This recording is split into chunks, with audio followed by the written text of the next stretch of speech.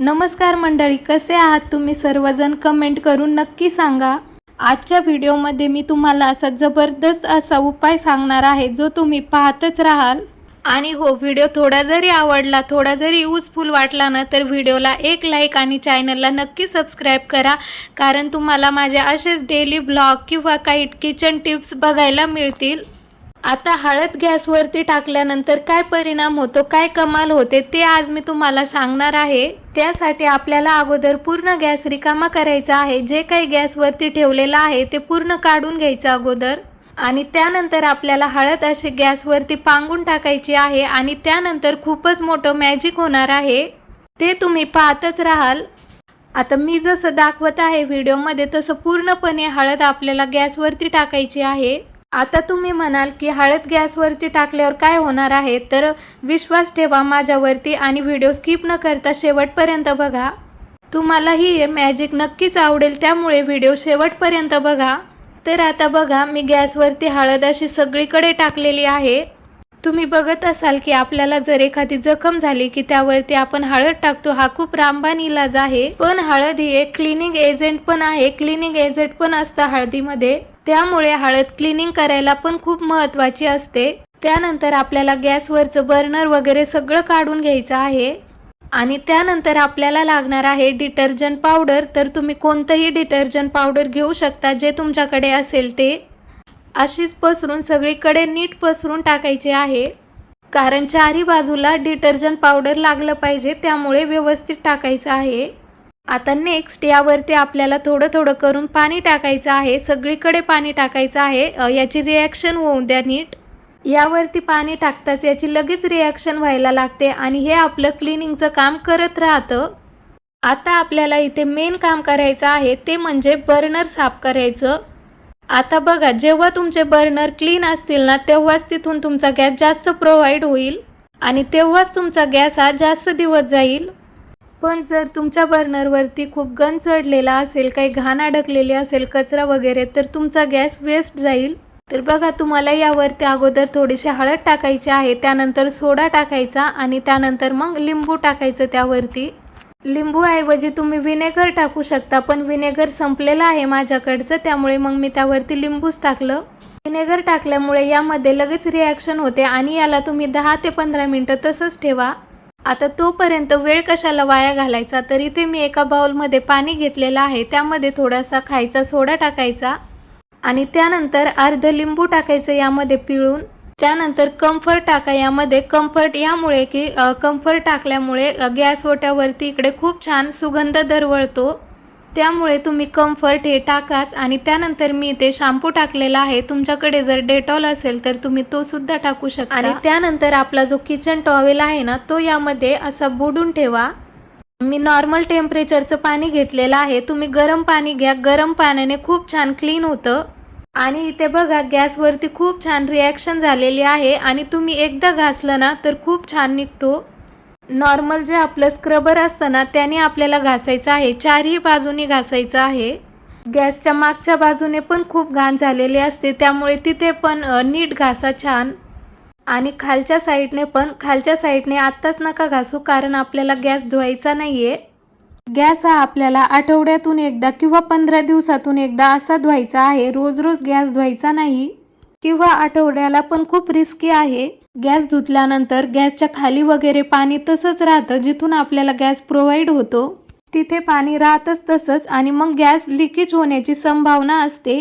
त्यामुळे प्लीज तुम्ही गॅस रोज रोज धुत नका जाऊ, 2-3 दिवसाला पण नका धुत जाऊ, आठवड्याला किंवा 15 दिवसाला गॅस धुवायचा। आता मी जे सांगितलं ते जर तुम्ही केलं की तुम्हाला गॅस आठवड्याला किंवा 15 दिवसाला सुद्धा धुवायची गरज पडणार नाही। आता बघा, गॅस मी छान असं पुसून घेतलेला आहे। आता आपल्याला अगोदर आपण जे पाणी बनवून ठेवलेलं होतं, त्या पाण्याने आपल्याला गॅस क्लीन करून घ्यायचा आहे। खूप छान क्लीन होतं, तुम्ही ना एकदा नक्की ट्राय करा। आता बघा, मी छान असा टॉवेल त्या पाण्यामध्ये बुडवला आहे आणि आता तुम्हाला जिथे जिथे घाण दिसेल ना, तर तिथे तुम्ही या कपड्याने फक्त असं वाईप करा, पुसून घ्या। एवढा छान क्लीन होतो ना, घासून सुद्धा एवढा छान क्लीन होत नाही। सोड्यामध्ये खूप जास्त क्लिनिंग एजंट आहे, त्यामुळे तुम्ही कधीही काहीही साफ केलं ना तर ते खूप छान साफ होतं। बघा तुम्ही कशावरती पण थोडासा सोडा टाका, लिंबू टाका, तर त्याची खूप छान रिॲक्शन होते आणि खूप छान पद्धतीने ते निघून जातं. किती पण घाण, किती पण चिवट असे डाग असू द्या, ते एकदम छान निघून जातात. तर बघा आता मी एकदम छान असा गॅस क्लीन करून घेत आहे. गॅसची खालची बाजू क्लीन करणं खूप गरजेचं आहे, कारण तिथे काही असं खराब साठून राहतं.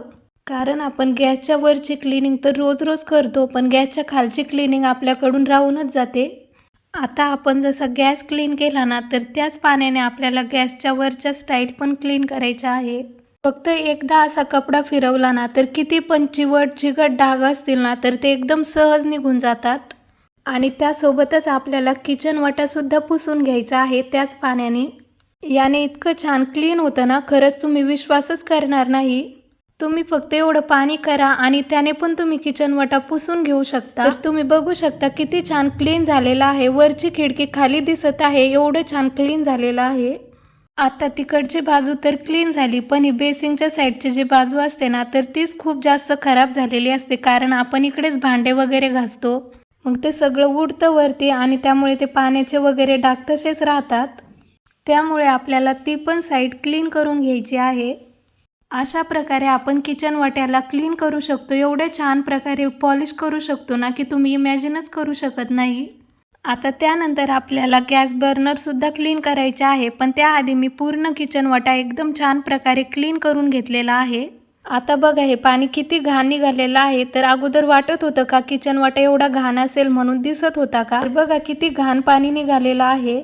आता याची बऱ्यापैकी रिॲक्शन झालेली आहे.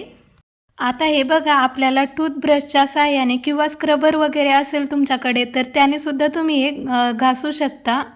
आता हे बघा मी अगोदर टूथब्रशच्या साहाय्याने हे छानपैकी घासून घेतलेलं आहे आणि त्यानंतर मग एक स्क्रबर घेतलं आणि जे आपली सोप असते भांडे घासण्याची, तर त्याने पण मी परत एकदा हे घासून घेत आहे बर्नर छानपैकी.